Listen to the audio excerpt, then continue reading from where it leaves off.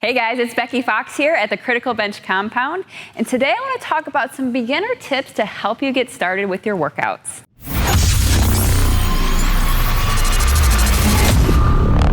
All right, so one of the most common questions that I get asked about working out is what weight should I be using? And I get it, because if you haven't worked out a lot in the past, you're probably like, oh my gosh, there's like a billion different weights I could use. Which one should I start with?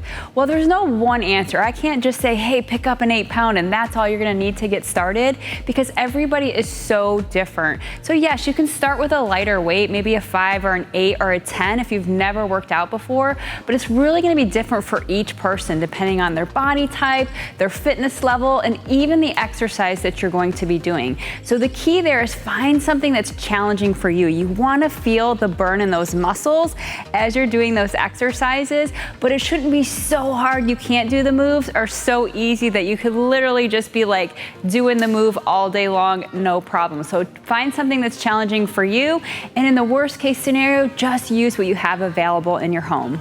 All right, so the second question I get asked so much is how often and how long should I be working out? So I want to share something with you from ACSM as well as the CDC on what you should be doing. So they recommend that all healthy adults age 18 to 65 years old should participate in moderate intensity aerobic physical activity for a minimum of 30 minutes on 5 days per week, or vigorous intensity aerobic activity for a minimum of 20 minutes on 3 days per week. They also recommend that you do at least strength training 2 times a week.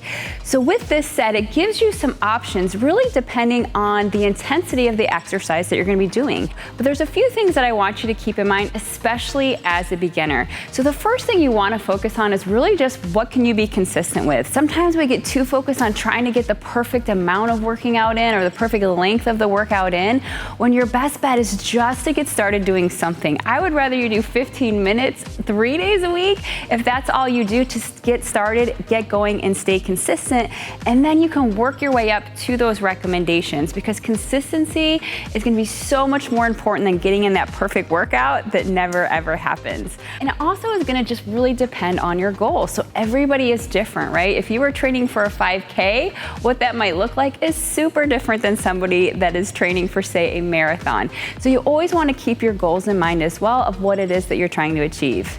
So the last question I get asked so often is, what's the best time to work out?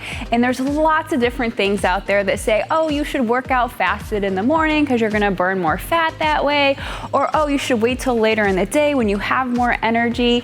And there's lots of different things out there. And the thing is yes, maybe there's some truth to this stuff, but the difference in what it's gonna give you in the end result is so insignificant that it really doesn't matter in comparison to just finding the best time to work out for you. For some people, getting up in the morning, doing it before your day gets started, before everybody needs you and people are pulling on you because they need this or need that, is the best way to go, because you know you can be consistent with that. Whereas other people are not morning people. If I told you to get up in the morning to work out, you're gonna look at me like I'm a crazy person.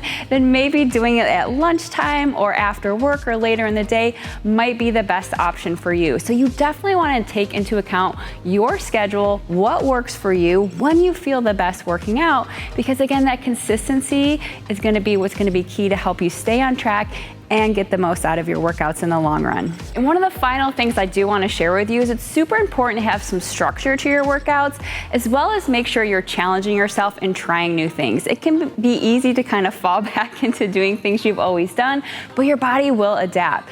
So you can work out anytime that works in your schedule, and a great way to do that is with our mini band workout program. And the reason I love this is because you can do it anywhere. So even if you needed to take a quick little break to do a workout at your desk at work, this would be a great option for you.